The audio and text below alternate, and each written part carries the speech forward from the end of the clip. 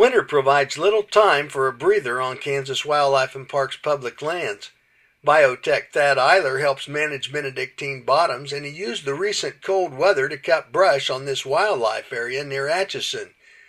The huge complex provides good hunting by special permit, but its location along the Missouri River makes doghair cottonwood trees a constant threat after flooding. Removing trees improves the upland habitat. About a year ago, we acquired a ASV Posi Tract PT100, and since then we've used it quite a bit on a lot of our wildlife areas, like to cut cottonwoods and thin out cottonwoods for wildlife habitat, because a lot of these areas were originally put into native grass and since have become grown up with cottonwood trees, and so we're just kind of using that. We bought a Marshall tree saw, which is just basically rip through the cottonwood trees and drop them, and once we cut them down, we'll pile them for wildlife habitat and places for rabbits and quail and stuff to hide in, that kind of sort of thing.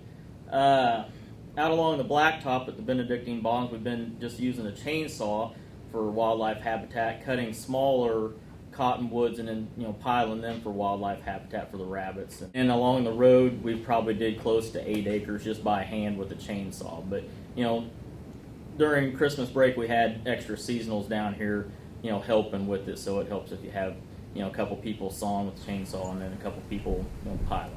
So we've done most of this work with the chainsaw right along the blacktop along the road, and we get some rabbit hunters down here, and it'll be easy access for them so they won't have to walk so far, because most of these areas are closer to our parking lots, and along the road where they can park and not have to walk so far into our wildlife area to just do some rabbit hunting. This is just one example of how Kansas Wildlife and Parks works constantly to improve the state's resources. And day to day, this work makes Kansas a great place to enjoy the outdoors. I'm Mike Blair for Kansas Wildlife and Parks.